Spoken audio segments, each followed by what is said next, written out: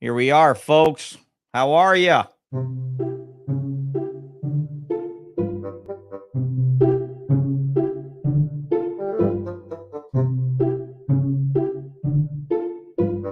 That's bullshit.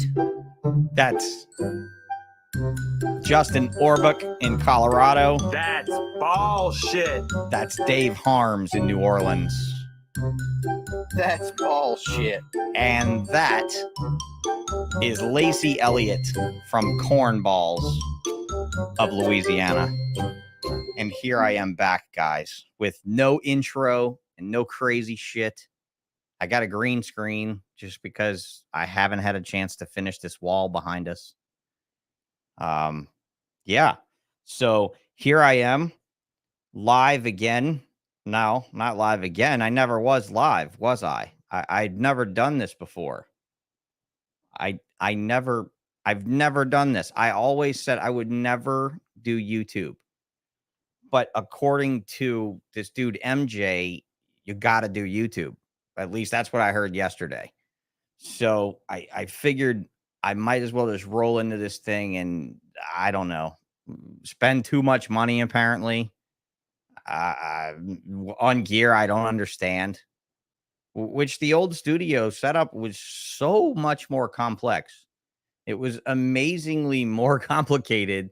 Now maybe not, maybe with cords and buttons and switches and sliders and knobs and shit, it was more complicated. This fucking thing right here, I don't even want to pick it up because I might disconnect you.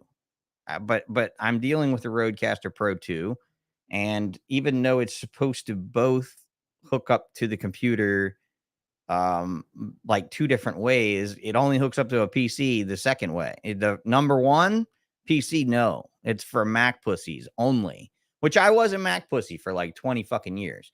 So there's no doubt that, you know, like I don't want to go back there. Like I just bought all these new computers, all these new PCs and everything. I don't want to fucking go back there. And I'm not going back to Mac. So they're going to have to figure this Rodecaster Pro 2 out. So I'm going to have to get with Mr. John Feely, who I've got a quick announcement here for you shortly. But let's do a little screen share real quick so I can get into some news and go through some things with you and show you maybe some different show. I don't know. Like, I don't watch other people's shows. I do watch Snakes and a Fat Man Chris now because I'm like trying to be back in the cut. I just started watching MJ and I really love the energy and I like how he flies through his show and everything else. I don't mind that show at all. I think he's really hitting it and he's doing tons of it. Like he's doing it constantly. Right. You know, so shout out to all you guys in the chat. I am reading the chat. I do see the chat. I see quite a few of you, you know, saying what's up and stuff. And in the long run, I will be featuring you guys in like showing your messages here, like old Doug Knacker with Hissy Fit Reptiles. Thank you, Doug. I appreciate it very much. Derek, I appreciate it. You know, one of our great sponsors here, Shane Kelly, another one of the guys that's probably a reason behind me getting back behind the mic and doing the show again. You know, Points Pythons, what's up? Jason, my old boy that used to clean my rodents here and help me breed snakes and help me ultrasound and stuff. I really miss you guys, you and Lily. So I hope you're good. And Blackheart Exotics, good to hear you from, good to see you at least from Canada. So I've always loved you Canadians. So you've always been so nice to me and everything. So there's no doubt that I'll be hearing your comments and stuff as we go through the next few, I don't know, hopefully years of being together. So let me pull up this screen share here and bring you to my very first thing I want to bring up is the Ballsh Podcast Facebook page. I have gone unilaterally because Chris Eaton absolutely hates the 8-bit old school throwback thing. I've gone straight 8-bit, 16-bit video game with the Ballsh Podcast logo this time around.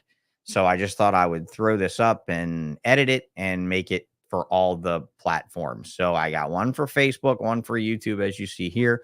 I've got one for Instagram and one for Twitter because it looks like Twitter is probably going to be not the place that I go to really like blast off text wise. It seems Facebook's been really hairy lately. You know, like we go through, like I've been posting stuff recently, the last couple of days since I fired everything up and started doing the graphics and all. But if you go back a ways to some of these other videos where I was testing gear and things like that, and some other videos that I posted up, I'd already been flagged by Facebook by we're reading array messages the whole time. I've already been flagged by Facebook for things that I said in those live feeds and everything. Yeah, Paul just popped up like real quick. Let me answer this fast.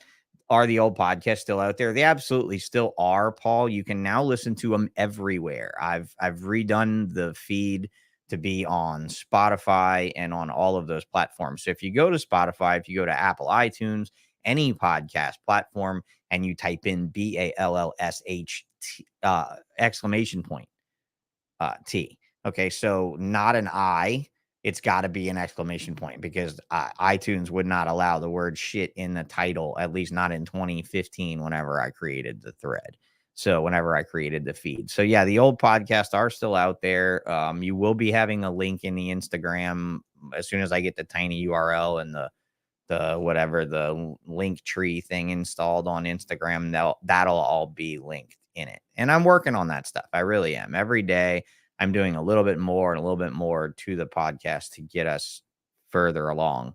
And sadly, this weekend, was a fucking disaster. And we'll talk about that here shortly. Next on to, like I said, the Facebook page is probably just going to be basic announcements. The Twitter feed, the fucking motherfucking Twitter feed.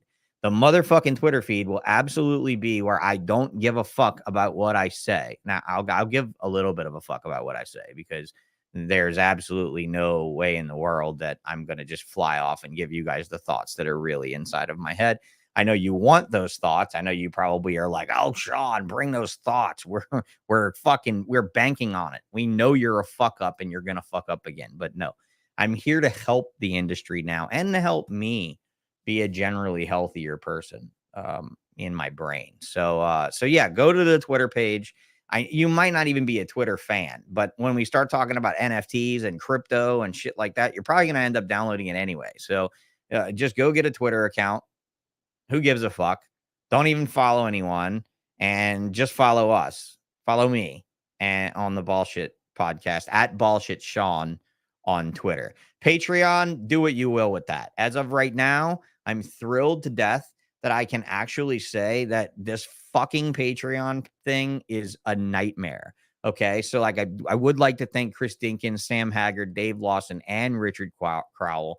If you hear your name there, and you're pissed off that you still are donating to Patreon, fucking contact Patreon and bitch them out and check your credit card statements. Because when I reinstated this page last month or whatever, it doesn't allow me to cancel people. The only way I can cancel accounts is if I physically ban you. And I don't want to ban you because I want you to come back and support me. But the problem there is that like it didn't allow me to kick off patrons. And when I suspended the page in 2018, it suspended it with everyone's thing. Now, thankfully, 2018 was 4-ish years ago, and some of your credit cards expired. But fuck Patreon, not my fault. I did everything I could. I even emailed Patreon 3 fucking times after I set the goddamn account up and told them that they needed to refund you guys because we weren't going yet. So the fact that I'm going already, if you want to leave it, it's fine. If you need to do a refund and it pulls it from me, I don't care. It wasn't right of Patreon to pull that money from you, being that you aren't agreeing to support me now. But there they are on the screen. There's you guys. If you know these guys, I mean, I know Richard really well, and I hit Richard up, I believe, and told him about it, and maybe he just didn't care. Some of these very little money. Like I think the total 4 of them is a total of like $20 or $22. It's not very much money, but money is money. And I don't want to be like taking your money like that if you want to donate it to me. So, for now, I'll just leave this this social media thing up and you guys can read it tick by real quick. And I'll do a better job of all of these as we're going along and moving forward into the podcast. So now on to the next thing. Fuck Patreon. We'll get to that later, even though I've had a Patreon page longer than any reptile podcaster ever has. I believe I was the very first reptile podcaster to have a Patreon page, and that was in 2016, and we've discussed it. On to the next one. US ARC. I would love to just say that you need to support these fucking people. You need to support Phil Goss and the hard work he does. You all know this. You all don't need to be told this. You all hear this all the time from everyone in the marketplace. But I'm going to shove it down your throat even further. This cool fucking logo that they have now that was redone from the old, rocker, snake bites looking logo, I don't really want to do the chi thing because whatever, but I just really think this is a cheesy, this is a much better logo than the older one. The older one was kind of cheesy. So I'm very thrilled with the new US ARC, big, like solid, let's be strong and unified. So I will have some signs coming for all of you influencers that we're making on the CNC machines in the other room next door. I was actually just spray painting one up whenever I started the show. So I've got some signs coming. Those will be very, very affordable, but 60 to 80% of the total cost will go to US ARC. I just have to work out. I just got shipping boxes in for the signs today. So they're going to be 23-inch wide signs that are all die cut, look, hey, I can't, no, I'm not going to show you. I'm going to show you on the next one because then I'll have a good finished one or two and I'll show you what I mean. But they're 23 inches wide. They're about 8 or 9 inches tall, and they are laser cut wood that have been painted, and it's 3-dimensional levels of the US ARC logo. And you will have options of what you'd like underneath it. I'll also be doing special ones for bronze, silver, gold type membership levels. And this is all with Phil Goss's knowledge and approval. He sanctioned it with me. We've done a lot of fundraising for US ARC in the past. I marketed the puzzle ball python project through US ARC. So yeah. Back to the rest of the news. All right, we'll leave US ARC alone, and we'll revisit this a lot with the signs and other things, cups and flasks and bottle openers and whatever the hell else you want me to make with US ARC stuff on it to help you so we can generate more money. Even if it's Father's Day gifts, Christmas time, that kind of thing, we can really put in the time on those type of things and try to get them done. So on to the sponsors of the podcast. I just want to go through them on Instagram real fast. We've got MADRIVER, which is John Woodruff. And one of the things I love about John is this map of the country that he is slowly, every time he ships to a new state, he plasters this, this state's logo or whatever, state flag onto the state. And I think that is really interesting and awesome and allows him and his customers to really track his successes. I think that's incredible. So do go show John some love at MADRIVER Serpents, and RATTERY. And we'll move on to the next one. Let's see. Turn that annoying banner off down there, right? Let's see here. We've got Reptile Collective, Mr. Steve Beamer. I've been around Steve-O for quite a many years, and he's always been interested in sponsoring the Ballsh podcast. And the way we did it before, our sponsorships were very different. So, now let's move on to Savage, who is sitting in the waiting room of our talk here, just kind of chilling. We'll bring them on here in a few minutes. But Savage Constrictors, this is Ricky and Becca Savage. That is their last name. That's his last name. That's her married last name. And they are awesome people. I've been friends with them forever. I've been friends with him since she got with him, but I've been friends with her for a long time. So she validates the fuck out of the dude. So it's all good, on to Shane Kelly, one of the guys that was a driving force in me getting my ass back to gear on Bullshit Podcast. Thank you, Shane, for being all that you are and a beast with 15.8 thousand followers. So whatever Shane's doing, I need to do, because I just needed to sell my ass to get 100 fucking subscribers. So here we go. All right, Joshua Strange. He ducked out of the waiting room because I think he was having some technical problems or whatever, but he might be back. And but his last name is Strange. He's kind of a strange guy, so it goes along with it. I'm not sure exactly which one was first, his last name or his demeanor, but we'll discover that when we do an interview with Mr. Josh Strange from Strange Kreations, which I've always been a good fan of, like a big fan of his at shows, because he will stand there patiently, quietly, and just lurk. See this guy right here? This guy is a lurker. See this guy right here next with him though? So this is Chris at C-SERPENTS. This is one of our main sponsors along with Morph Market. Now, I didn't mention them and I didn't show their websites and their banners and their Instagram pages and all that type of shit because honestly, they have a ton of business and everybody knows who they are. Morph Market is something we are going to be going through very intimately here on this show. So on to the next part. Are you guys ready? Oh, look, he's lurking. Here I am. I'm checking the comments, and here's Shane being a lurker. Mike's monitors, Mike Stefani. Hey, Mike, good to see you in the show, bro. Training for our race at Tinley. I don't know, bro. I'm your elder. I mean, you're my elder. Out of respect, I'd probably throw the race. But really, man, my back would not like that afterwards. Like, I'm a lumbering, lazy fuck in a chair these last 10 years. I mean, I've really kind of plumped up here, you know, over the time. Like, fish store business has been good to me, right? I've got lots of food in the fridge. No, not really. That's fast food, motherfuckers.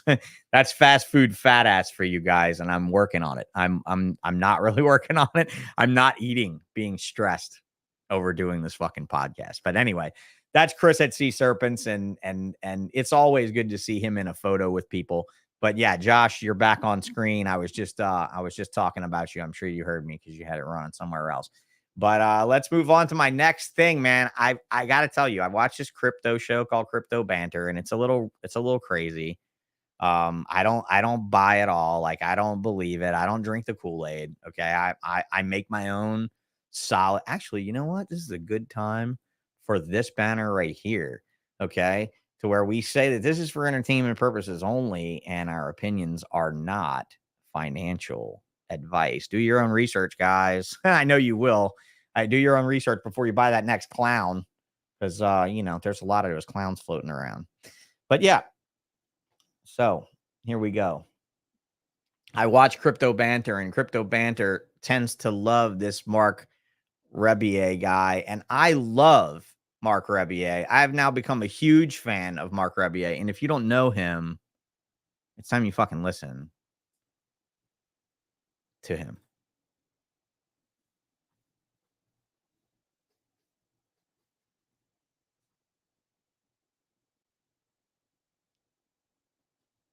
I hope you can hear that.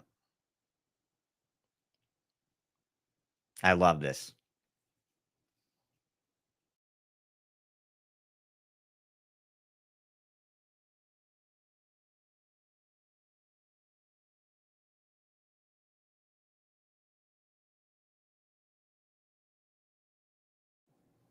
Go subscribe to this guy's channel and listen to this outrageous phenomenon of COVID.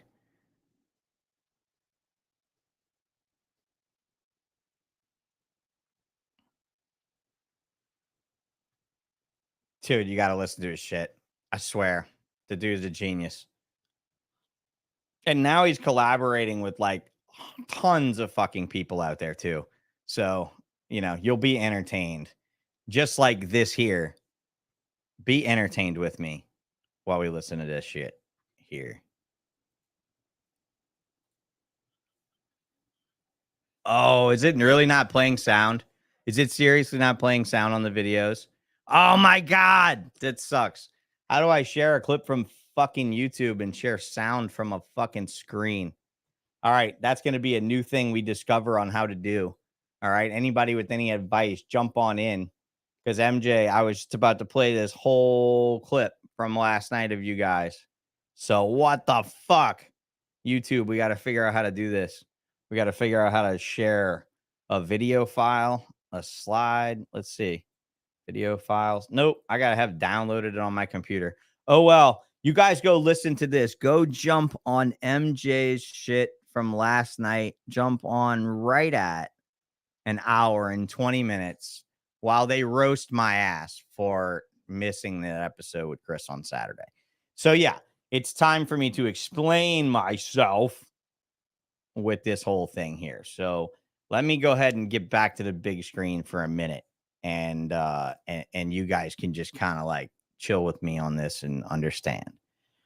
I did not publicize the show because I was fucking fucked on graphics, on interfaces, on all of this shit. I was fucking fucked. And then I got sick. And I got sick, and it was like kind of a saving thing, but not really saving at all, because here I am talking to you, admitting to you that the number one reason that I didn't put it out there was that I was not ready for the episode, but I was going to do it anyway. I was just going to do it. And then Friday, I was down with some fucking serious kidney situations. Okay. I won't go into medical details, really. Save you the detail there. Then they put me on some medication, and the medication fucked me up. And I was on with Chris on Saturday all day, chatting with him, telling him shit like, dude, I'm so sorry that I'm doing this. I canceled Friday night, but he was just like, dude, don't tell me you're going to want to do this now, motherfucker. I already got plans tonight, which turned out that his plans were to do laundry. I don't know if his date fell through or what, but later on when I hit him up, he was doing laundry. So he said, don't feel so bad.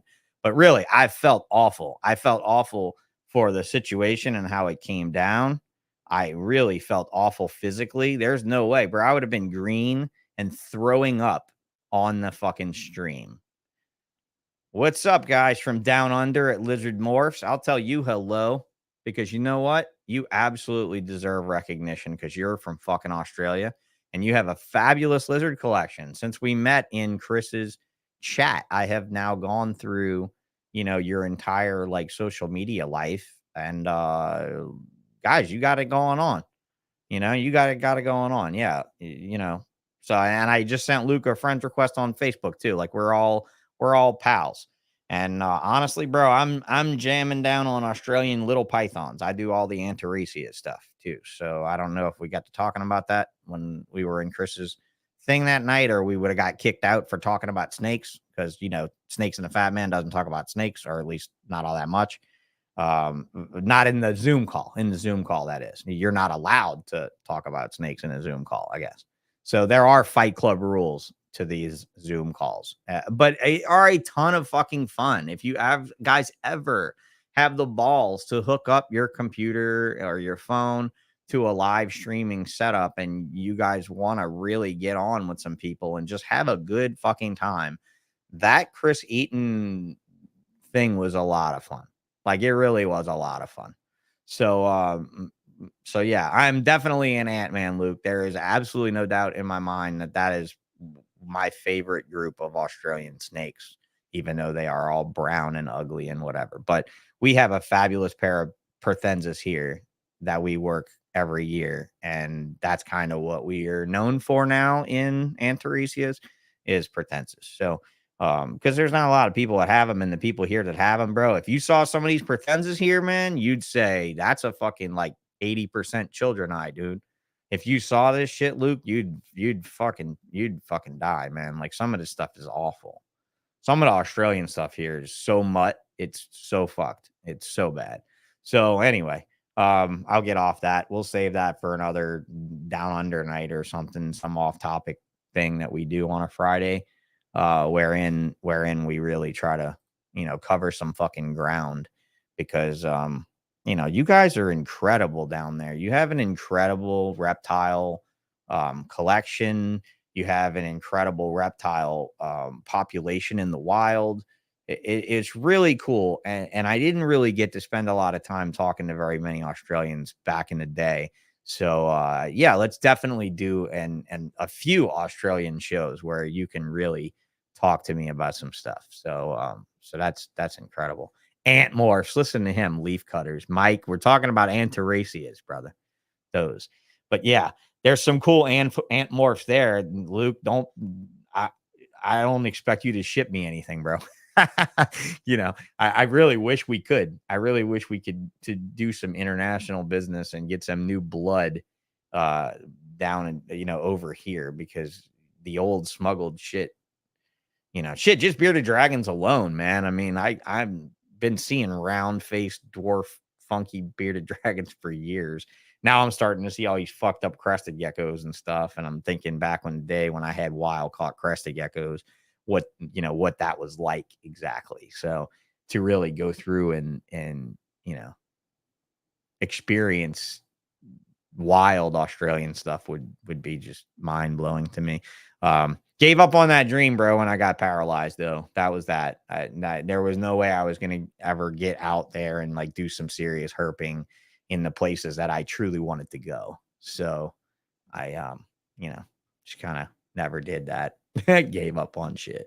But yeah, dude. I mean, I remember back when Barbada just came in and they were like fucking black and brown and they were like that big. They're a good 2 feet long for a bearded dragon, but yeah. So yeah, you guys have your talk amongst yourselves, you little snakes in the fat man Zoom call family, because that's most of what that is. But yeah, look, on the 19th, Chris and I have a podcast. I will not be missing that unless there is some insane thing that happens, like a tornado takes both of my podcasting rigs away, because I have the ability to do this in 2 places. Right now, I'm at the Snake Building. I'm in the real studio where we're going to do the wall behind me and everything else. Otherwise, I'm going to have a green screen at my house where I just do things from my home office and whenever. That'll probably be these after dark episodes so that I can be home and there when I'm ready to talk and hang out with my kid, I can. So, well, look, I've had a couple of sponsors just chilling over here in the waiting room. They're some of them are eating like nachos or some shit. Josh is just sitting there looking like he wants to be eating nachos. So let's bring Josh on camera and see, first of all, does your sound work, Josh? I think so. Oh, yeah, we got you, brother. We got you. We got you good. Okay. And then the savages here with the snackages. Here comes the snackages here with everything. Yeah. So how are you guys tonight? Everything good? Good. I only could get 2 of you on in an impromptu quickie. So I hope that was okay with you. Homeboy over here didn't shave his head for the show. He didn't wear his sexy wife beater either, showing off all the tattoos he does. But that's okay. That's perfectly fine. So I'm going to take you guys on a tour. We're going to go to Morph Market together. You guys both have Morph Market stores? You better. Yes, I do. Yeah, you do? Okay, you do. All right. Ball pythons. Hardly asleep. Look at all of these morphs. And that's where my next announcement is. I'm not going to say I got him to buy it, but John Feely, who may or may not be listening in right now, I'm not really sure if he's here, but John Feely finally got off his ass and traded in his $35 SM58 microphone for a slightly bigger boy setup and bought the Rodecaster Pro 2 because I told him that if he did that, we would do a new show for you all, a clean show, no fucking cursing. And I'm actually capable of doing it because I kind of almost have to try to curse now, unless I get mad. Really? Like she laughs. Look, she's like, yeah, it's funny. All right, motherfucker. Laugh. Laugh. Wait till you see the ABCs of ball python, starting with Acid by Mr. Josh Jensen himself. The J&J Royals will be our guest on episode fucking 1, episode bleeping 1 of the ABCs of ball pythons, where we start on the morph market list of morphs and go one by one by one. So let's Josh Jensen, somebody that should there's really a thing. Like, what does an adder look like? This is a thing. Okay, Geeky B, you better be ready, because if this is not your gene, I don't think that person that made this adder thing ever got back in touch with me. Okay. Colin Thomas. Does anybody know who Colin Thomas is? Because I'm pretty sure I messaged him on Facebook. If you know this dude, hit him up. Tell him to message me back, because if not, we are going to be paraphrasing this fucking morph ourselves. And you don't probably want us to represent you on your morph, because we don't know more. We don't know more than Morphpedia knows if you're not there to tell us. Adder is a dominant mutation founded by Colin Thomas in 2006. Good fucking luck. The head of an adder ball is a dark shade of brown with very little blushing, like every other fucking ball python. The body of the adder, like, really, I need you on here, bro, to tell me what you saw, why you saw it. Like I see here, like I see what this looks like. If this was an African ball python on a shipment, I would have pulled it. I would have pulled it. But this was in 2001, okay? When a normal was really fucking normal. But still, I believed that things were hidden. And I never unlocked one fucking gene in my life. Not one. Puzzle I sold, and it came back to me when a customer said, I hatched this weird fucking super pastel. And I'm like, yeah, those aren't super pastels, dude. That's something new. Let's work with it. And that's how it went down. But you can read about that on the puzzle page, because when you go way down there, not only did I make a video, well, it's not really a video. It's not really a video, guys. It's just an audio recording with a fucking picture. You know how many people asked me? Like 16 people messaged me and asked me if this was actually going to be a real live, like video thing. And I'm like, yeah, I'm not going to just post a picture and you got to look at my fucking picture the whole time. What's the point of putting it on YouTube? I don't get that. But yeah, I did put the story of the puzzle on YouTube because back in 2015 when I recorded it, I wasn't fucking doing video. Because you know why? MJ wasn't around telling me I needed to do it. That's all. If MJ would have been around being like, Sean, you only do have YouTube, dude, I would have done it. Probably not. I probably wouldn't have done it. I probably would have been like, shut the fuck up. I'm not going to do it. But I appreciate you and I appreciate what you've done. So yeah, YouTube is where it's at, dude. And I totally agree. I should have done it then. I don't know, though. Do you guys really think I should have done it then? Because some of those moments, you didn't want to see me.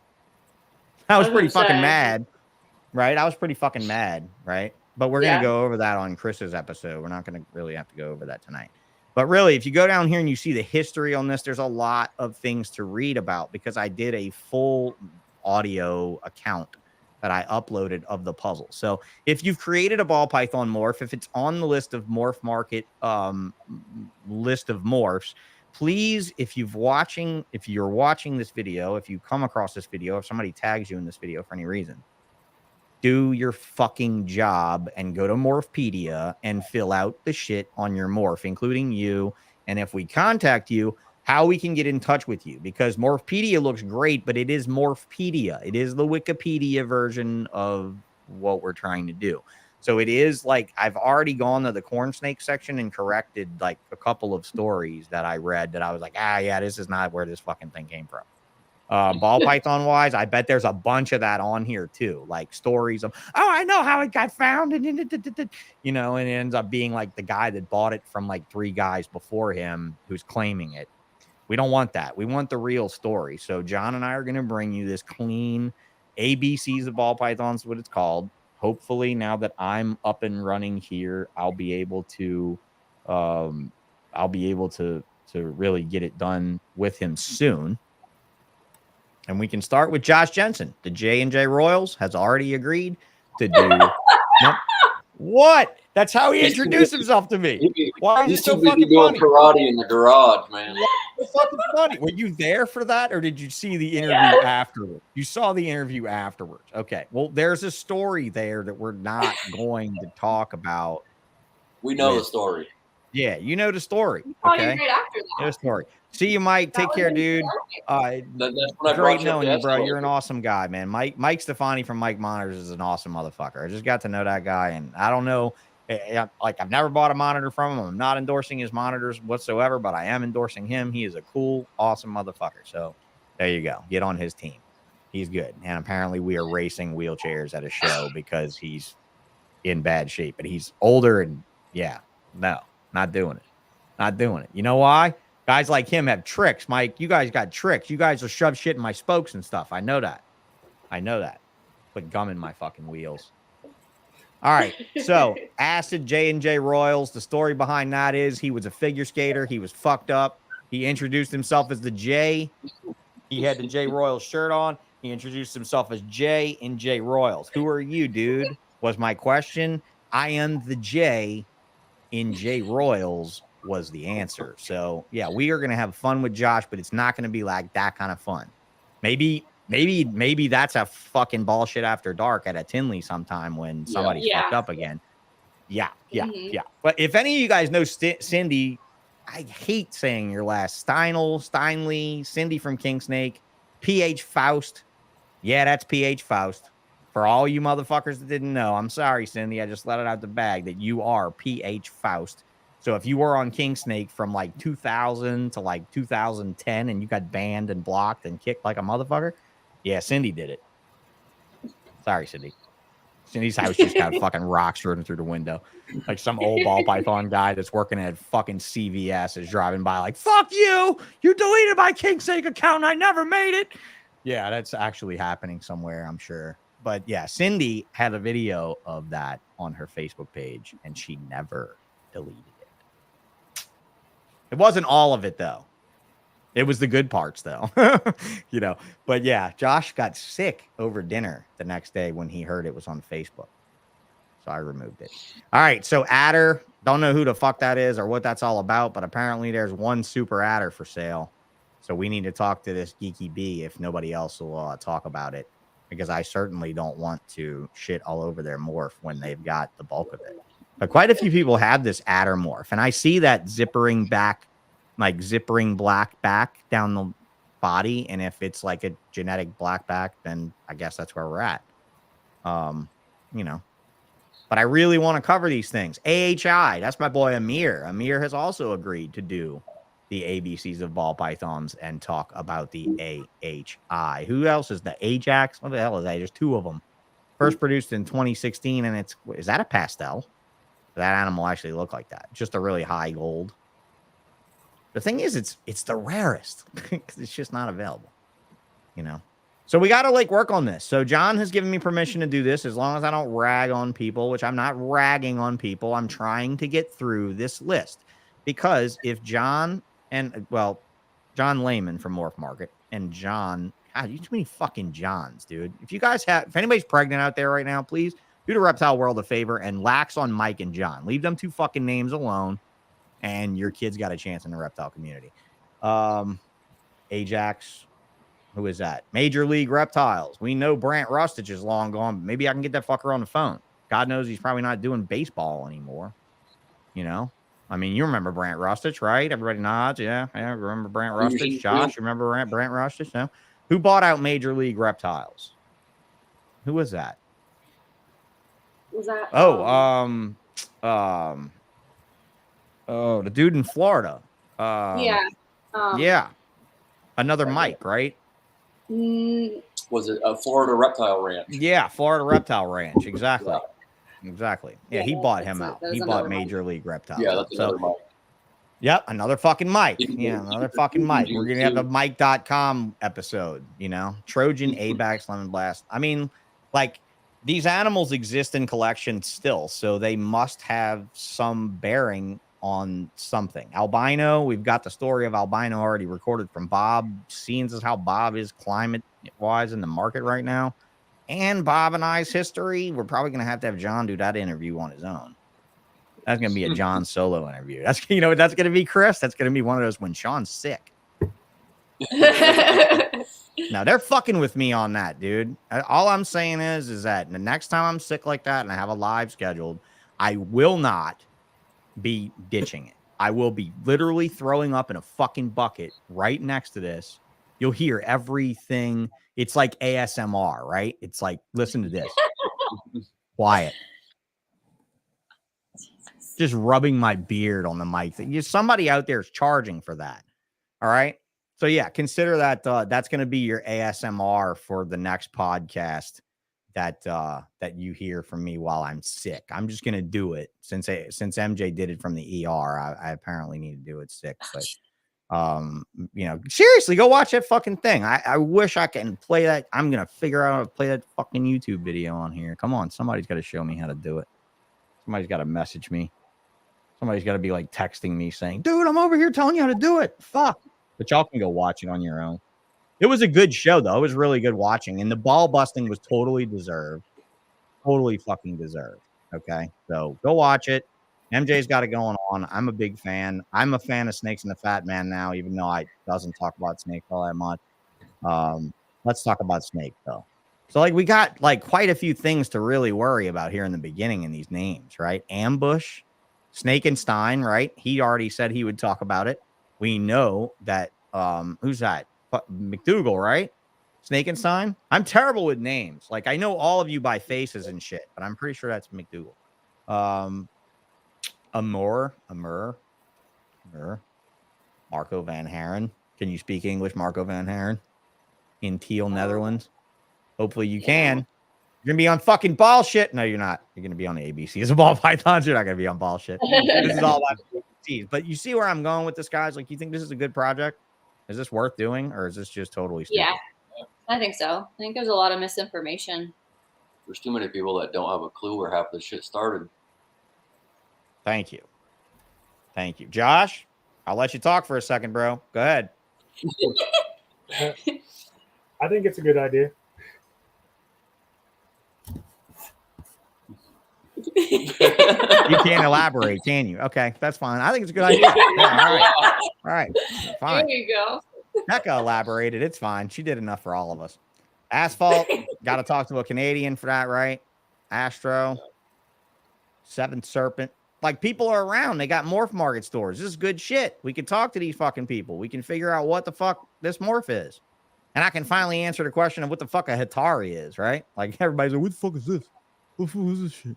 Because it doesn't even have a morph. Like, does it even have... I'm, like, missing it completely. Hatari. Look, it doesn't even have an eye. It doesn't even have an information dot on to go to the Morphpedia. It's just like, yeah, Sean came up with this one too, so fuck this. This piece of shit doesn't even need information. No, this was actually Maki Goskowic's project from, Pacific Coast Reptiles, right? That now DCR has, Dark Cloud has. So he has the bulk of the project now and has kept the prices blindingly high, but now they've really dropped them down like hard, which is fine because I think it's time to just really level with you guys and say that I'm not sure that this isn't the same as Grim. I'm not sure this isn't the same as several other morphs on Morph Market. The Grim morph I love because I think it's this. I think it's the same thing. And I talked to the Grim guy about it originally, but the thing is that, like, how in the world can you start a morph off when you've got other ones out from people that haven't had like a huge career, that they can stick behind something and push a project down the road to where you're like seriously able to steer it and get it in the right collections, doing the right things and being valuable, right? And that's what Puzzle is. That's what Puzzle is, because Puzzle fell down perfectly. No morph has fallen down like Puzzle. It's not my doing. It's just how the cards fell, right? It's how the dominoes fell, and it's what we read in the balance. It was, we didn't even see the gene for the first 3 years. We saw it mated with Pastel. So just the gene itself coming out was a big deal, right? And nobody gave a fuck about it. Nobody cared. Nerds, and Kevin's answer was, bro, you know how much shit I got in the rack I got to work with now? Brian's answer was, work on it. And he ended up later saying how much he didn't like it and how much he hated it and all this stuff. But we all know that that's based more on opinion of me than it's based on an opinion of the morph itself. If anybody out there hates Puzzle, you hate it because it's mean. Yeah, I didn't make it mean. Every single baby from the original male was mean. But the heads are angry.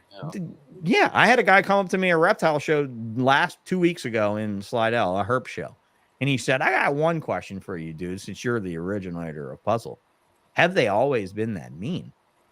And I was like, well, a lot of people joke about the fact that it's my morph and that I made it that way because that I was the biggest asshole in the ball python business and that my morph was the biggest asshole in the ball python business. And honestly, I think that's fun to talk about it like that. Like, I think that's great. It's flattering as fuck. Like, it's fine. If I'm going to be the number one anything, I can be an asshole. I mean, I don't want to be like the number one loser. And I mean, I'm pretty sure I'm not the number one loser. I think I'm a couple rungs up from number one loser, a couple rungs down. I don't that up or down. How does that work? Like, if you're a loser on a pyramid, is it an upside down? Never mind. We're getting a little too crazy now, but trying to examine that where my place is on the spectrum there. But yeah. So back to it. Like these morphs are really just. I think we can do something with this. And I think that there's not a lot of people that would be willing to do this. I think it's fucking crazy. And I'm out there saying that if I have wronged you, or if you have an ill opinion of me and you don't want to participate in this project because of me, you need to tell me so I can have John interview you alone and not me, so that we can get this shit on record, because this is intended. It's going to be a channel of itself. It's not going to be on Bullshit. ABC's of Ball Pythons will be its own channel, starting with that episode. Episode 1 will probably be like introducing me and John and you to the idea. Then we move on to episode 2 of the J&J Royals, which is probably what I'll call it, just because that's just too good. Like, there's no way in the fucking world that dude's name needs to be anything other than the J&J Royals. There's a bod. Look at you. Which one do I have, if not both of you? I hope I have both of you. I hope I have Jeannie and Jeremy, because these folks right here have really stepped up their game in the last few years that I've been gone, including growing up the female, which I did not have any idea they were ever going to breed them. Growing up the female rhino iguana they bought while we were all in Iguana Fest together. And they were just ball python people. And they were like, what are you doing in Florida? And I was like, I'm going to Iguana Fest. And they said, what's Iguana Fest? And they tagged along to go to Ty Park's awesome little compound, if you will. His little lizard mecca out there in the, I'd say the middle of nowhere of Florida, but Greg Graziani lives in the fucking middle of nowhere of Florida, which is literally on the same street as Ty. Like his realtor said, you know, Ty Park? Yeah, I want to be by him, but I want to be like 40 minutes from any store or any gas station or any reason. Like if a handicapped guy comes to visit me, I want him to be nervous on the drive in. I want him to be scared to death that this might be like a Death Valley movie on the drive. Like, I was fucking worried. You know, when I saw the store across the street, that's just a house with like beer and milk signs posted on the front of it, right? Like, they know, you guys know, because you've been down there. You know that. Yeah, you guys are Floridians. You know that. Josh, you never been down there, right? To Greg Graziani's place? No?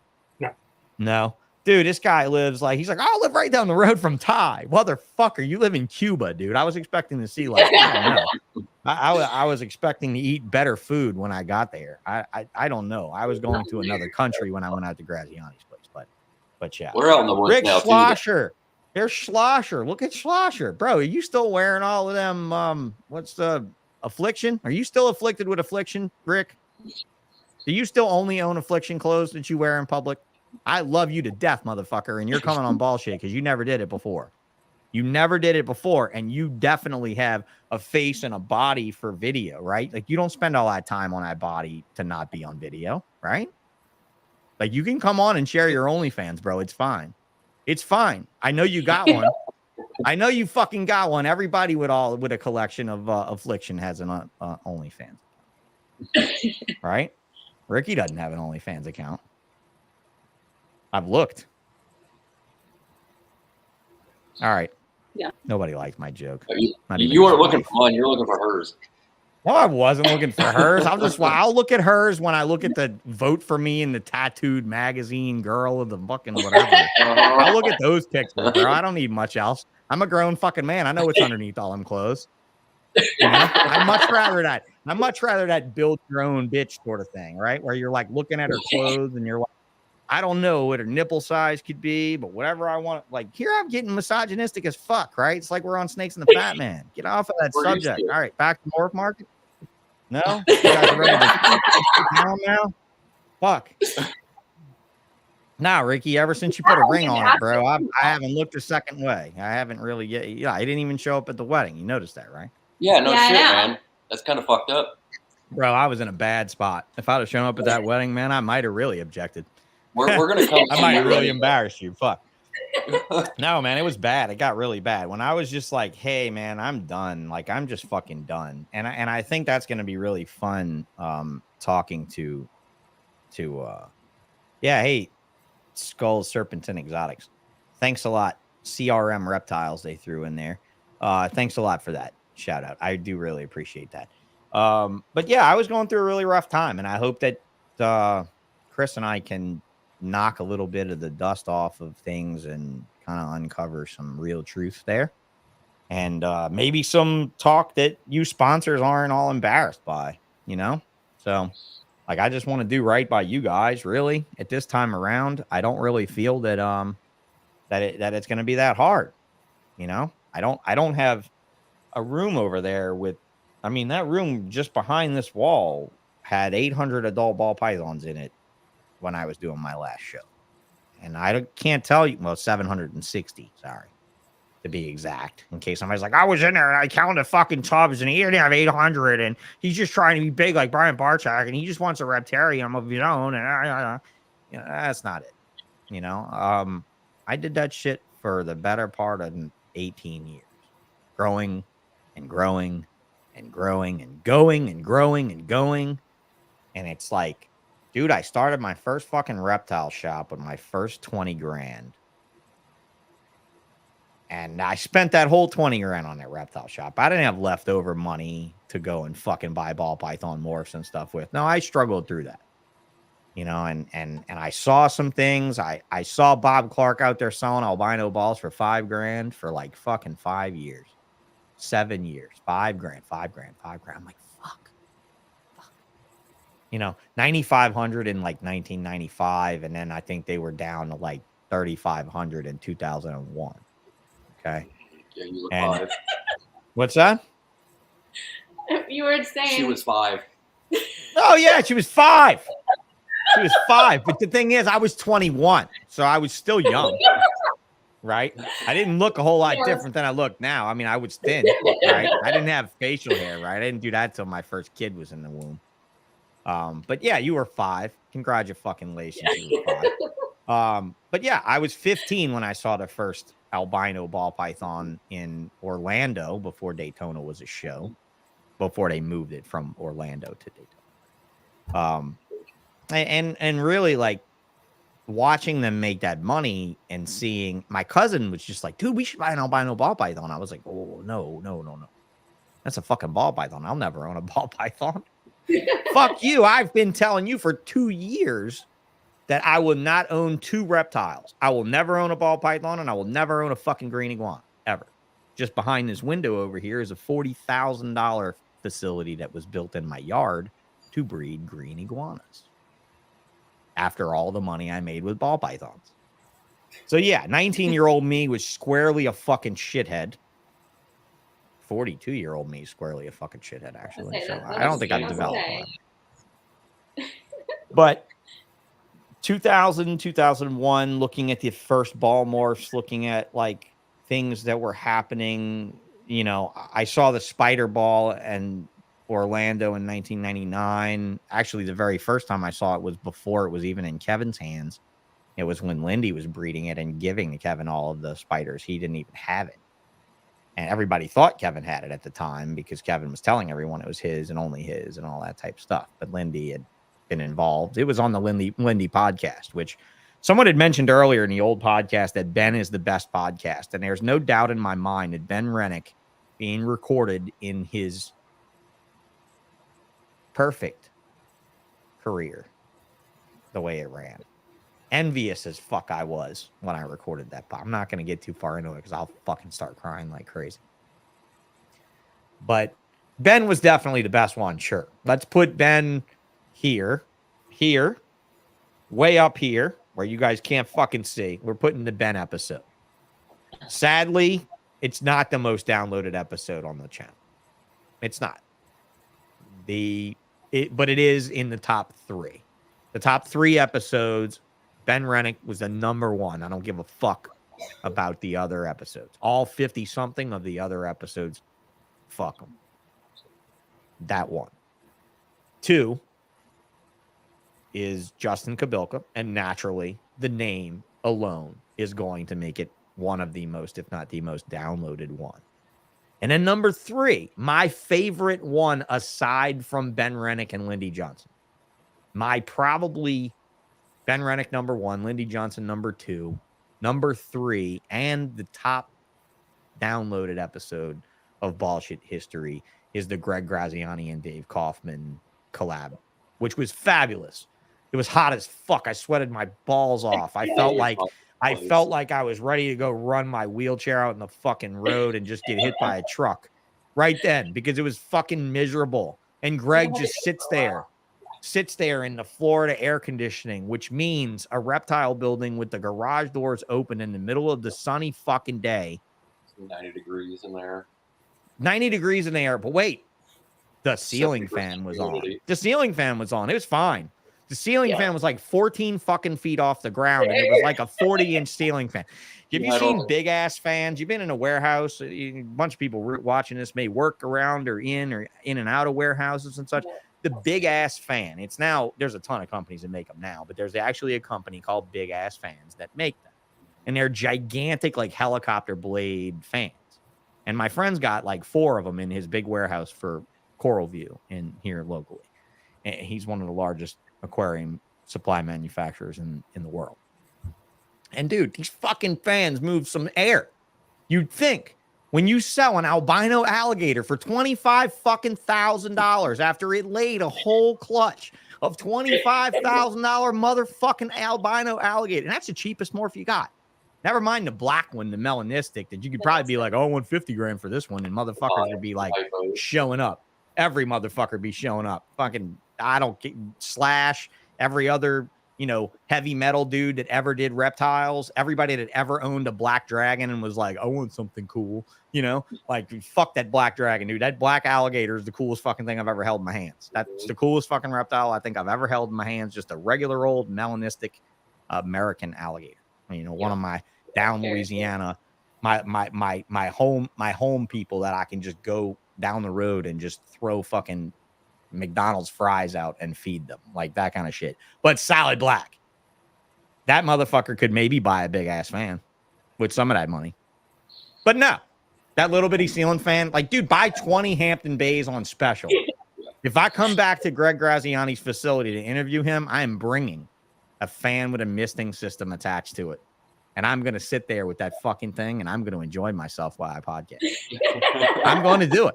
I'm going to do it because I loved every bit of that recording that we got, having Dave sit there and having him sit there. And, you know, just that moment of finding that fucked up, retardedly stunted, weird, deformed headed ball python in Greg's collection that he said, there's nothing wrong with that. I'm like, go fucking get it. Everybody's like, oh yeah, it's fucked up. You know, it's like, dude, it's so amazing to see somebody look at a snake every single day for 30 fucking years and not see something so obvious, but there it was. Well, and it wasn't like because it was 95. It wasn't that. He could have kept the room perfectly finely temperatured the whole time. That snake's head still would have been shaped that way. So, right. You know, I mean, in the grand scheme of it all, that was a great fucking interview. I loved it. I enjoyed every minute of editing it. You know, it was good. It was good. Oh, and, you know, good old Reach Out Reptiles in the background. You know, he had to fucking be there, right? He was there, you know? So, and he's blown up now too. I mean, hell, I remember when he started his very first YouTube stuff and everything, when we used to hang out at shows and at Iguana Fest and stuff like that together. And man, he's just blown the fuck up with them little retics, you know? So, yeah, good stuff. So, all right, guys, well, y'all look like you're ready to go. I'm ready to go. It's been about an hour. It's not bad for a Friday night firstie. CRM. Thank you for all your feedback. You know, he said, this is great. This is great. Go through some of these comments. Hissy fit. Oh, yeah, we'll go on this. We'll go on this real quick. I remember the Lynn Lee episode. What a fucking fake bitch. All right. So, dude, I got something to say. And I'm not going to go through this on any other episode. So I'm going to do it right here, right now. All right. I feel so fucking bad for giving her so much credit when I thought I had the woman that was the piece of shit. I mean, you know, she's not the greatest. You know, she didn't ever shoot me in the fucking building neither. You know, I mean, I'm surprised she never shot me in a building, to be honest with you, with the shit that goes on. And Becca knows, because Becca and I, this is before Ricky came into Becca's life. So Becca and I Becca was a really good friend of mine. And I mean friend. I mean, I never touched her. I never saw her naked more than the tattoo things that were shown online. You wanted to, but it's okay. It's perfectly fine. I don't need to. I can respect her as a friend enough to say that I don't need to be a fucking misogynistic prick about it at all. That if I really had my shit together at that time, you would not be in the picture, sir. And she would be Mrs. Exotics by nature. But it's perfectly fine. It's perfectly fine now because that's not the way the cards fell. So we can say that in another universe, I know I'm Spider-Man in another universe. I'm not in this fucking wheelchair, right? I've got like webs that come out of my fucking hands and shit. I've seen the multiverse. I know how this works. But somewhere in the multiverse, me and this chick are together. It's fine. And I have a big ass It's barn fine. with all my horses, right? No, no, and she knows very well. That's it. We might as well share it right now. The reason that me and this young lady never made it anywhere, and it wasn't the strapping man with the glasses and the lip piercing or whatever the fuck, right? It wasn't him. It was that I found out that she's a horse chick. Thanks for the warning, buddy. Plain and simple, dude. No. It's fine. It's fine, bro. I was hoping you'd get rid of the horses. I mean, you know, could happen. You could get half the horses on a divorce. It's half the shit I got to take care of. She'd get rid of me first. I absolutely know that. This is exactly why I'm not sitting on that couch. I'm not sitting on that couch. I'm not sitting on a therapist's couch because of it. I'm not sitting on a couch because of it, bro. I'm just not. Because, look, I'm not going to lie to you. I was in an awful, awful place. Like, I met Becca through a snake sale right around the time that Rachel took off with my kid. And things got real dark, real fast, real bad. And to be honest with you, it wasn't good. And I got to thank you for being a good friend to me in a bad time. And we both know that it never got that far because I never was ready for that. There was no way in the world I was ready. I'm barely ready for that kind of shit now, you know, after all the shit that we went through with that. So I'm totally there with that, you know. So yeah, back to that Lindley, what a fake bitch. I was very torn, Doug Knacker, on whether or not I should remove the episode, you know, but then I thought that would be wrong because then at least people could identify a personality and literally understand our shock and awe over the whole thing, right? So 48 Hours. Did you see the 48 Hours show? Did y'all see it on Ben and Lindley? We're going to take her name down off the screen because fuck that. But we'll talk about it real quick. But did you see it? You saw the 48 Hours episode? Did you watch it? I didn't. You should watch it. You should watch it. Dave Kaufman did the narration, and I'm not going to say it was better than the ball python video he just put out, but he did a great job representing both us as a reptile community. He did a great job representing Ben as the person that he was and the person he was to the community. Really, like, I couldn't watch the whole fucking thing, okay? I really couldn't watch it. I really couldn't watch the whole thing. It fucked me up a lot. You know, but they wanted me to be on it originally. I don't know that my declining, or I actually just not answered them. I just ignored them. I talked to the producer for a long time during the research of the show. We talked for several times for maybe an hour or something like that over it, you know, and they had listened to the podcast, right? They had listened to all of it. They had listened to the episodes again and again. I don't know. Like I found a news story where they quoted me a lot in the news story, and it was all very well quoted and very good. What I was scared of was being misquoted, right? You guys understand that. Like, I wasn't super close with Ben. I wasn't like Tim Bailey was by far super close to Ben than I was. You know, they were talking intimately in his final, you know, weeks of stuff. And of course, Gabe, that worked for me for a while, Gabe and him were like inseparable. I mean, Gabe used to go live with them and stay with them at the building, at the facility and stuff. So, you know, he took it really bad, which ultimately I would probably say is probably why Gabe didn't make it in the business. You know, I think, you know, for a 15-year-old kid to go through losing his mentor that had, like, when are you 15 and you pick up a hobby like this and like one of the superstar rock star main dude like motherfuckers comes and takes you under his wing, right? Like, I've done it with a couple people, you know. To be honest, I did it with Exotics by Nature in the very beginning. And I'm sad to say that my friend's name was Evan Brewster, and he died of an alcohol overdose at age 15 when he worked for me. You know, and I don't drink. I didn't drink then. I was always anti-alcohol, anti-drunk driving, just all like smoke weed and do, have fun with things. Don't drink.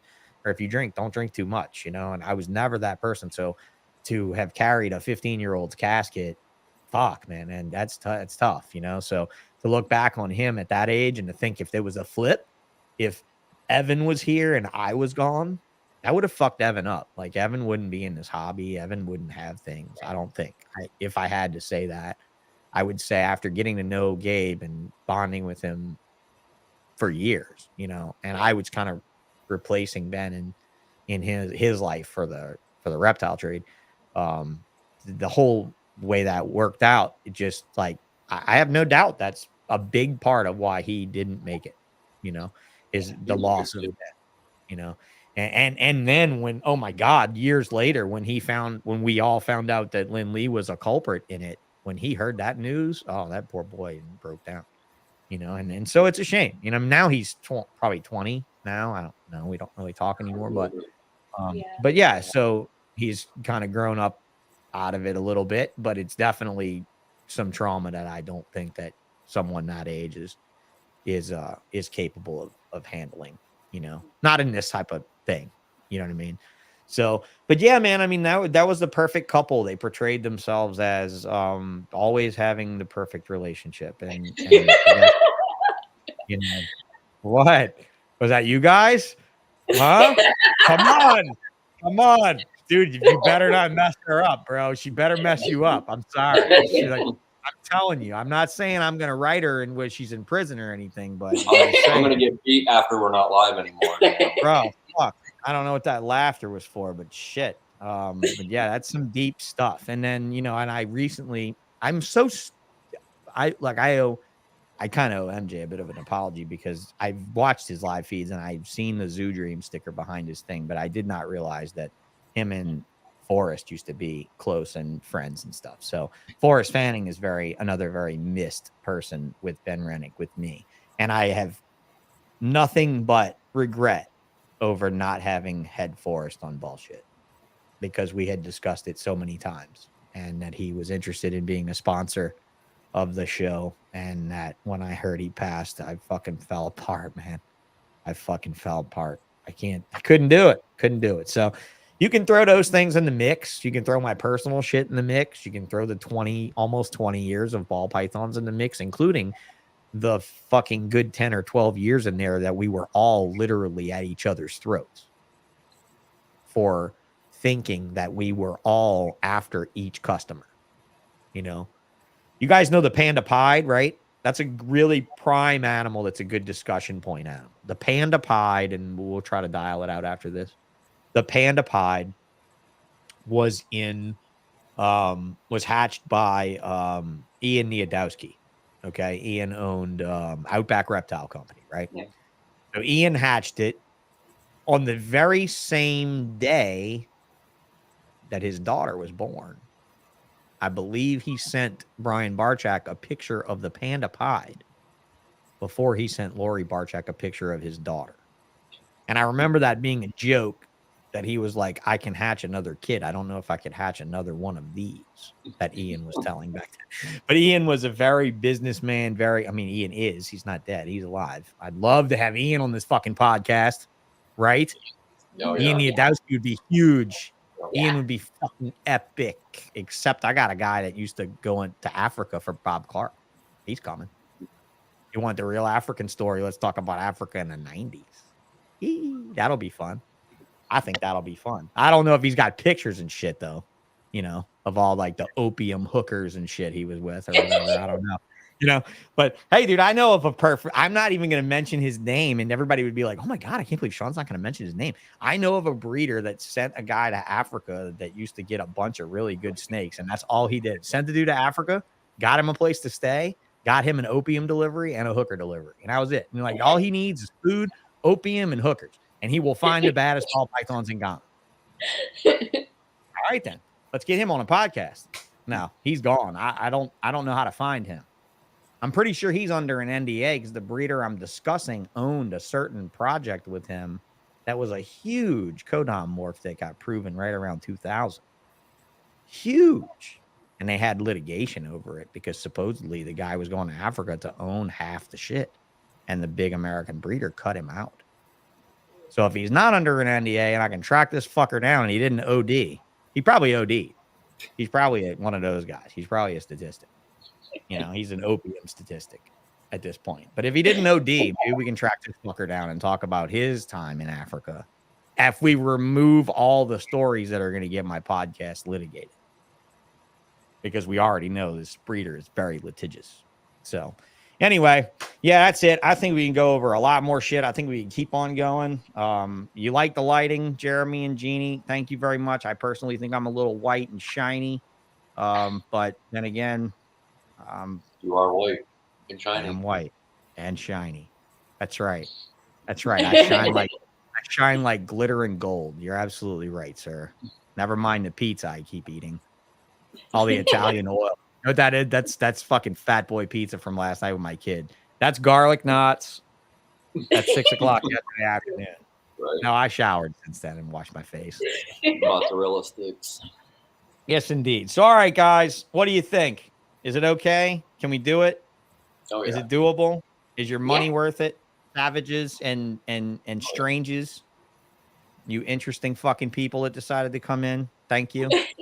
The other, and I will have interviews with each of you. Okay. Each one of you will have an interview. So I have some cool graphics that I've shared with all of you that I'll be posting soon with some dates on some interviews. Would you like live interviews or would you like pre-recorded interviews? Personally, I love live. You know why? Because I don't have to edit a fucking thing. I love live. Can you do live, you sponsors? Because I know like Tracy Barker's not going to do live. Of course, she's not going to do bullshit, but you know, she said she'd do it in the half end of things. And I heard through the grapevine that Colette wouldn't do their podcasts. That's something I heard on MJ's podcast last night. So, you know, of course, Colette got a call today. No, she didn't. She didn't get a call. I asked her husband first. Damn. Yeah, Dan the man. Dan, come on. Talk to me about shipping boxes and deli cups and how much work it is to feed and clean them. You know? All right. Strange is getting tired. See you, Strange. You're out. Love you. Bye. You're gone. Savages. You guys are looking savage. She definitely needs to be on the masthead all the time. You know, I know you'd like to design the logo, but let's let her wear it. How about that? Oh, yeah. All right, guys. I love you both. Thank you, Ricky and Beck. All right, Yeah. we'll see you soon, okay? Good night. All right, everybody. Well, we're going to head this off. We're going to stop it here at an hour and about 13 minutes. You know, that lucky number 13 number tattooed on my arm. Asked me about that sometime when we were at a show. It's not really a lucky number, but it is something that means a lot to me, and I'm not afraid to share it. So thank you very much for being a part of this very first live YouTube bullshit event. I hope it was something. I hope I didn't say anything too embarrassing. I am a fabulous storyteller. I am an amazing friend. I am also very much believed to be an asshole, a dick, and a motherfucker. And if you have a problem with me, or if someone has told you that I've said something bad about you behind your back, please message me. Please just reach out and talk to me, because it turns out that somebody has been telling an old friend of mine, and I mean a friend that raised money for me when I got hurt. The reason my family is not probably the reason I have this building I'm sitting in, to be honest with you, and I didn't lose this building. Turns out he was under the impression for the last 4 or 5 years that I'd said something bad about him. And I never would say something bad about the guy that helped me in those ways. I'd say it to your fucking face. I love you. I'll never stop loving you. Even if you do believe they're bullshit and you do hate me, there's some people to me that are that important, that are that sacred to me, and you are important to me. That's why we had that long conversation on the phone last night. That's why I will continually message you and try to be there and try to make up for the years that I've been silent, because I had no idea we had bad blood, brother. And you know what? I'm not going to live with that bad blood out there. So I'm going to do the best I can to be a new Sean for you, not the angry old Sean, the one that was going through the worst times of his life, the one that really just used bullshit as a soapbox for myself, right? I'm still going to use it as a soapbox, because there's no way that you're going to say that Chris or MJ or any of these other folks aren't using it as somewhat of a soapbox. But I am going to do this. I am going to be better at it. And I am going to work towards the betterment of the hobby and the betterment of the industry if I can. Fuck hurting it. Why hurt it? Why shit on it? None of that stuff. Yeah, I'm skeptical about some shit. You saw that on the morph list, but you are too. You know as well as I do, you go through that list every day looking for the next investment, and you keep running across things that you don't feel should be there. Maybe things that maybe don't make a difference. Maybe that one little gene changes the way a stripe works on all of these other patterns and colors and something like that. But we need to get to the bottom of that. We need to get to the bottom of the things on here that may be similar. Like I said earlier about Hatari and Grimm. These things may be similar. They may be the same. I'm not really sure, but I'd like to look into it with you more. So please keep your eye out for the ABCs of Ball Pythons with me and John Feely. I hope that's going to come up soon. I really, Bod, to answer your question here, because I still have people in the chat here. How often am I going to do this? I was hoping that I could do this regularly, maybe Friday night, maybe every Friday night. What do you think? I don't know if we have enough to carry it. Do we have enough to carry it every Friday night? I know I can talk, but can we really have this be a thing? If we can have guests on, like I don't need to just have sponsor guests on. If we can just have this be a thing, like I could take Jeremy and Jeannie Bott on one night. You know what? I would love to have Earl and Ren Jones on many times on shows like this. Shows where it's not an interview show so much as it is a bullshit show. Okay. I've been watching that crypto show I mentioned earlier on called Crypto Banter. And they have Banter Fridays where they bring on multiple guests and they just chat about the market and about what they feel the next coin or the next thing is going to do, right? I think we could definitely do that. I think we could do that as long as people understand that there are many ways to skin this cat. There are a million projects out there to buy on that long ass list on Morph Market. There are a lot of ways to spend your money, do your own research, spend where you want to spend where you like. Look, really quick, I had a customer in Europe and he only had hypo. Hypo was his base gene. He didn't breed normals. Everything he had was at least hypo, and that was his business. Look at John Daig with JD Constriction. He only did TSK Axanthics. He only did TSK Axanthics. Look at this list real fast. Look at this. Axanthic GCR, Axanthic Joliffe, Axanthic MJ, Axanthic TSK, Black Axanthic, Axanthic VPI. What in the fuck? We've got so many Axanthics to go through. And this guy made an entire industry for himself just fucking with this one Axanthic, right? And then, like, you go, sadly, this motherfucker on my very last show in Tinley Park was sandwiched between me and Justin Kabilka. So I had color and Justin had color. And this dude had nothing but monochromatic love. It just looked like this on his table. You walking by, it's just black and white, John Daig. And I was like, man, you need, like, people are rubbing their eyes walking past this booth because everything's Axanthic. You know, is this JD Constriction, JDC? JD Constriction. There you go. You want a badass motherfucker? This is you right here. This John Daig guy right here. He took one gene on the Morph Market list and made it his bitch. Like, how hard is that to do? That's not hard to do. And you don't have to do it with something like, I mean, I know that the Snake Keeper Axanthic now has a lot of stuff, but what I want to do with you, son of a bitch, go back to the page. Where's it at? There it is. What I want to do is see 153 TSKs, 419 VPIs. I'm going to tell you guys why the VPI is more popular than its better looking TSK. And it involves a story about Ralph Davis, probably a story that he wouldn't like me telling you. Sounds like fun, doesn't it? I think it's going to be fun. Because Ralph may or may not do my podcast. I'm not sure, but we're going to have to get him on the ABCs of Ball Pythons because he does have quite a few of these morphs on here that he founded. So yeah, you can do that. You can just come to this list and pick your bitch. You know what I would like to see? I would like to see this Josie ball. People, what the fuck's a Josie ball? I would like to see this thing come back because I remember the Super Josie thing having something to it. I remember that Super Josie being something awesome, you know? And yeah, Yeah, remember that when there was only remember when there was only one page of puzzle? Yeah, I remember when there was only one page of puzzle, buddy. I remember when there was only like 4 or 5 or none puzzles on here. Now we got what? 53 puzzles. We're still way down. You guys are still at the ass beginning of this. Look at this fucking beginning of this. Let me find it. Let me find the oracle for you right here. What's the oracle for that? This is the oracle for that. This beastly fucker right here. Clown. 2,694 visual clowns on Morph Market of North America. Okay, where do puzzle have to go? Right fucking here. Right fucking here. So anybody's like out there, look, you're a kid, you don't have any money, you want to do something recessive, you want to do something like what has a het that's valuable? Monarch, Sunset, Puzzle, right? Monarch, not Monarch, right? Is that right? Monarch has a het? Nod, savages, I'm watching you. Yeah. Monarch has a het? Yeah, Monarch has a het. So, like, let's see. Monarch, where are we at? God, I hate the way this works because if it was a straight down the list line, Monarch, there we go. Monarch, how much is a het male Monarch?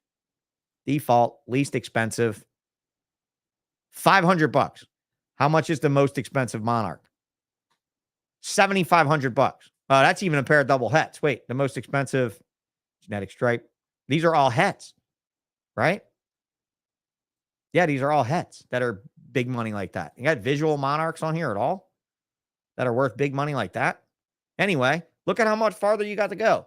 I will walk you through exactly what you need to do to go get normal females if you want and to get in this gene for $500. You guys are dumb. If you thought about buying a gene that's expensive like that, like Puzzle, like Sunset, like Monarch, dude, honestly, in this particular, Monarch, I'm thinking Monsoon. I keep saying Monarch, Monsoon. Where's Monsoon? Does Monsoon have hets? Monsoon has hets. This is perfect. This is the perfect example.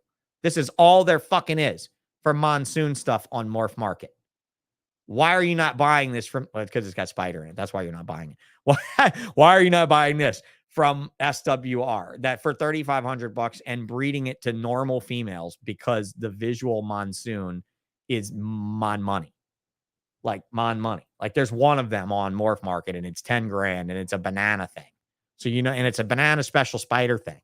So, you can make this immediately by breeding that to a banana special spider female, right? So like, that's not a big move, but you could totally make possible hets, save the females back and have this animal in your collection inside of 5 years. And not to mention be a gangster motherfucker at the Morph. I did it with genetic stripes and people, when I got to the show, people were like, what the fuck? Where did you come from with this G-stripe stuff? And I'm like, well, I started with a pair of hets from Ralph Davis and I bred the male to normal females and I saved back 15 possible hets. And of the 15 possible hets, 12 of them proved out 3 years later. Holy fuck. I traded genetic stripes for shit you guys wouldn't dream of. When they were worth money. Genetic stripes were worth $20,000 at the time. I traded genetic stripes for some serious shit. And I did that with a het male. I bought a het pair. But there's no way I turned into a gangster with a het pair. I turned into a gangster with a het male and an army of girls and the ability to have racks and save back possible hets. Look, here's a case in point. Back to Bod. I have several het monsoons. How many possible het monsoons do you have, Bod? Do you have a male het? Can you breed a male het and make possible hets? Because you need to do that.